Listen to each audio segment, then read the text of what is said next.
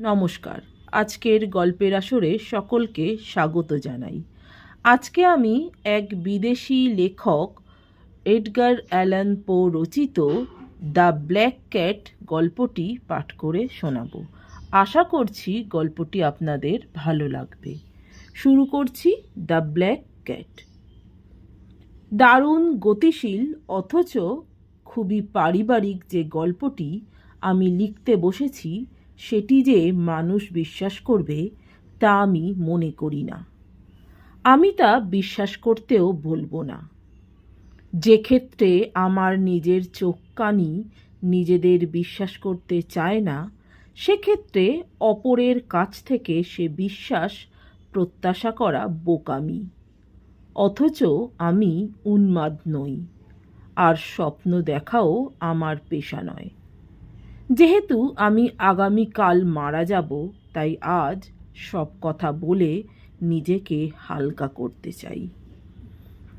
একটি খুবই সাধারণ গার্হস্থ্য ঘটনার ধারাকে সহজ ভাষায় অতি অল্পে এবং বিনা মন্তব্যে পৃথিবীর কাছে পরিবেশন করাই আমার প্রকৃত উদ্দেশ্য। সেসব ঘটনা আমাকে ত্রস্ত করেছে, কষ্ট দিয়েছে এবং আমাকে বিনাশ করেছে। তবু সেসবের ব্যাখ্যায় আমি যাব না। আমার কাছে সেসব ঘটনা আতঙ্ক ছাড়া আর কিছু নয়। তবে অপরের কাছে সেগুলি অতটা ভয়ানক নাও হতে পারে। এমনও হতে পারে পরবর্তীকালে যারা আসবেন তারা তাদের আপন বুদ্ধিমত্তায় আমার অলৌকিক কল্পনাকে অতি স্বাভাবিক ঘটনা বলে মনে করবেন।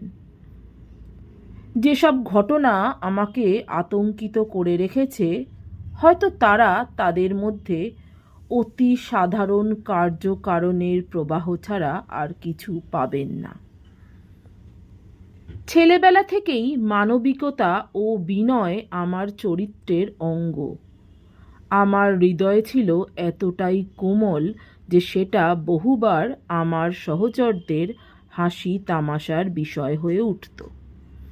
বিশেষ করে পশু পাখির প্রতি আমি ছিলাম খুবই সদাশয়। আমার মা বাবা প্রায়ই নানা পশু পাখি এনে দিতেন পোষার জন্য। ওদের নিয়েই বেশিরভাগ সময় কেটে যেত আমার। তাদের খাওয়ানো, সেবা যত্ন করা আমার ভীষণ ভালো লাগতো। আমার কম বয়সেই বিয়ে হয়েছিল। স্ত্রীর স্বভাব চরিত্র ছিল আমারই মতন। তাতে আমি উৎফুল্লই হতাম। পশু পাখির প্রতি আমার ঝোঁক দেখে সেও সুযোগ সুবিধা পেলেই নানা পশু পাখির ছানা আমার জন্য নিয়ে আসত। ক্রমে ক্রমে আমাদের চিড়িয়াখানায় বিভিন্ন রকমের পাখি, সোনালি মাছ, একটি কুকুর, খরগোশ, একটি বাচ্চা বাঁদর এসে হাজির হলো এবং একটি বেড়াল। শেষের প্রাণীটি ছিল খুবই সুন্দর ও বড়, কুচকুচে কালো, অসাধারণ মেধা সম্পন্ন। তার বুদ্ধিমত্তার কথা নিয়ে আলোচনা হলেই আমার স্ত্রী বলতো, কালো বেড়াল মানেই ছদ্মবেশী ডাইনি। সে যে কথাটার খুব গুরুত্ব দিত তা নয়, আর আমিও কথাটা তুললাম নেহাত মনে পড়ে গেল বলেই। বেড়ালটার নাম ছিল প্লুটো, আমার দারুণ প্রিয় এবং খেলার সঙ্গী। কেবল আমার হাতেই সে খেত। বাড়িতে সবসময় সে আমার পায়ে পায়ে ঘুরে বেড়াতো। এমনকি আমি যখন বড় রাস্তায় যেতাম অনেক কষ্টে তাকে সামলে রাখা হতো। বেশ কয়েক বছর যাবৎ চলল আমাদের এরকম বন্ধুত্ব। এর মধ্যে আমার মদের প্রতি তীব্র আসক্তি জন্মেছিল, আর তার ফলেই আমার চালচলন ও মেজাজের অস্বাভাবিক পরিবর্তন হলো। দিন যত যেতে লাগলো আমি ততই রাগী, খিটখিটে এবং অপরের প্রতি অনুভূতি শূন্য হয়ে উঠতে লাগলাম।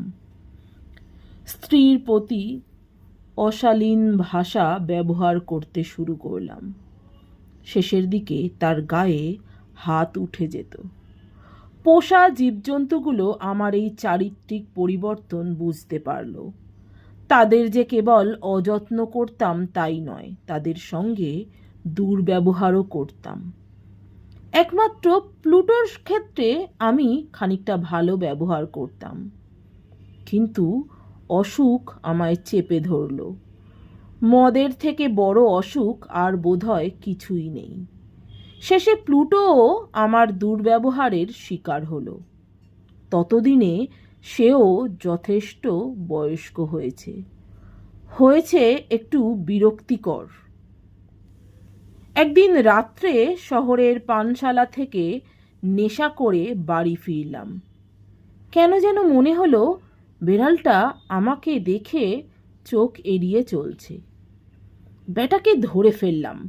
ভয় পেয়ে সে আমার হাতে খ্যাক করে কামড়ে দিল। আমার মাথায় আগুন জ্বলে উঠল। হিতাহিত জ্ঞান শূন্য হয়ে পড়লাম। বোধ হলো তখন আমার দেহে আমার আত্মা অনুপস্থিত। শয়তানের থেকে বেশি মারাত্মক এক প্রতিহিংসা জেগে উঠল আমায় নেশাচ্ছন্ন স্নায়ুতে। ভয়ানক উত্তেজিত হয়ে পড়লাম। ওয়েস্টকোটের পকেট থেকে রুমাল বের করে বিড়ালটাকে চেপে ধরলাম। তারপর ছুরির ফলায় তার একটি চোখ উপরে তুলে আনলাম। সেই নারকীয় অত্যাচারের কথা লিখতে বসে আজ আমার লজ্জা হচ্ছে। বুকটা জ্বালা করছে, কেঁপে উঠছে সারা দেহ। গত রাতের নেশাসক্ত আচরণের মেঘ যখন পরদিন সকালে কেটে গেল এক গভীর ঘুমের প্রভাবে, তখন আমার বিবেক জেগে উঠল। রাতের কুকর্মের কথা মনে পড়ায় কিছুটা অনুশোচনায়, কিছুটা ভয়ে আমার এক অদ্ভুত মিশ্র প্রতিক্রিয়া হলো। তবে সে প্রতিক্রিয়া ছিল এতই লঘু যে আমার আত্মাকে ছুঁতে পারল না। ফের নেশা করলাম। অল্প সময়েই সে কুকর্মের স্মৃতি মদের গ্লাসে ডুবে গেল। কিছুদিনের মধ্যে বেড়ালটা আস্তে আস্তে সুস্থ হয়ে উঠল। চোখ হারিয়ে সেখানে একটি গর্ত সৃষ্টি হয়েছিল, যা দেখতে বীভৎস লাগত। তবে মনে হলো তার চোখে আর ব্যথা নেই। সে আগের মতন সারা বাড়ি ঘুরে বেড়াতে লাগলো, কিন্তু আমাকে দেখা মাত্র ছিটকে দূরে চলে যেত। সম্ভবত তখনও আমার বিবেক পুরোপুরি বিনষ্ট হয়নি।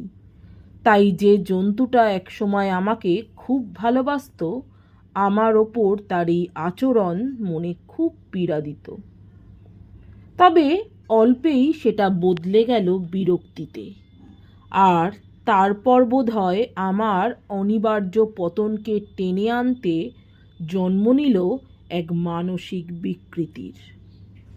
দর্শনে এরকম কোনো বিকৃতির কথা লেখা নেই, তবে আমি জানি তার আসল রূপ। আগেই উল্লেখ করেছি, আমার অনিবার্য পতনকে ডেকে আনতেই এই মানসিক পরিবর্তন। একদিন এই নিষ্পাপ প্রাণীটির প্রতি যে অবিচার আমি করেছিলাম, এই বিকৃত মানসিকতার প্রভাবে বুঝি তার ষোলকলা পূর্ণ হলো।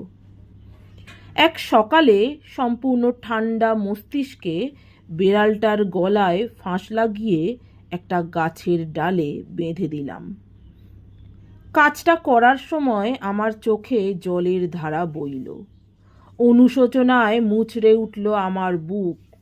ওকে ফাঁসি দিলাম এটা জেনেও যে সে আমাকে একদিন ভালোবাসত, এটা বুঝেও যে সে আমার কোনো ক্ষতি করেনি। ওকে ফাঁসিতে ঝোলালাম এ কথা জেনেও যে কাজটা পাপ, এতটাই পাপ যে আমার মৃত্যুহীন আত্মা একদিন চরম বিপন্ন হবে। যদি সেরকম সম্ভাবনা থেকে থাকে, এতটাই বিপন্ন হবে যে পরম করুণাময়ের করুণা কোনো দিন তার কাছে যেতে পারবে না। যেদিন বেড়ালটাকে ফাঁসি দিয়েছিলাম সেই রাতেই আগুন আগুন চিৎকারে ঘুম ভেঙে গিয়েছিল আমার। মশারিতে আগুন লেগেছিল, গোটা বাড়িখানাই ভস্মীভূত হলো। আমার স্ত্রী, এক চাকর এবং আমি অনেক চেষ্টায় প্রাণে বাঁচলেও আমার যাবতীয় সম্পত্তি বিনষ্ট হলো। আর সেদিন থেকেই এক ভয়ঙ্কর বিষাদ গ্রাস করলো আমাকে। যে ঘটনার ধারাবিবরণী আমি দিতে বসেছি তার কিছুই বাদ দিতে চাই না। আগুন লাগার পরদিন আমি বিধ্বস্ত বাড়িটা দেখতে গেলাম। সব দেয়াল ভেঙে পড়েছিল, কেবল একটা ছাড়া। খাড়া দেয়ালটির দিকেই ছিল আমার বিছানার শীর্ষ দিক। সেই দেয়ালের কাছে লোকজনদের ভিড়। অনেকেই দেয়ালের একটি বিশেষ অংশ মনোযোগ দিয়ে দেখছিল। অবিশ্বাস্য, অদ্ভুত প্রভৃতি মন্তব্য শুনে আমি কৌতূহলবশত সেদিকে এগিয়ে গেলাম। দেখলাম এক বিশালাকায় বিড়ালের ছবি বুঝি সাদা পটভূমিতে আঁকা হয়েছে। বাস্তবের সঙ্গে এত মিল ছবিটার, সত্যি অবিশ্বাস্য। এমনকি ওর গলায় দড়িটাও ছিল। ছবিটা যখন প্রথম দেখলাম তখন এছাড়া আমি অন্য কিছু ভাবতেই পারিনি। ভয়ে বিস্ময়ে আমি শিউরে উঠেছিলাম। তবে পরিশেষে আমার বুদ্ধি বিবেচনাই বিষয়টার একটা ব্যাখ্যা দাঁড় করালো। মনে করতে পারলাম বেড়ালটাকে সামনেই ফাঁসি দিয়েছিলাম। আগুন দেখে অনেক লোক নিশ্চয়ই বাগানে জড়ো হয়েছিল। হয়তো তাদেরই একজন আমাদের ঘুম থেকে জাগাতে ওই প্রাণীটাকে গাছের ডাল থেকে নামিয়ে ছুঁড়ে দিয়েছিল এদিকে। খোলা জানলা দিয়ে সেটি এসে পড়েছিল ঘরের দেয়ালের বুকে। তারপর বিধ্বস্ত অন্যান্য দেয়ালের চাপে পলেস্তরা ও চুনের রাসায়নিক ক্রিয়ায় ওইভাবে বেড়ালের একটা ছবি ফুটে উঠেছে, যা দেখে শিউরে উঠেছিলাম আমি।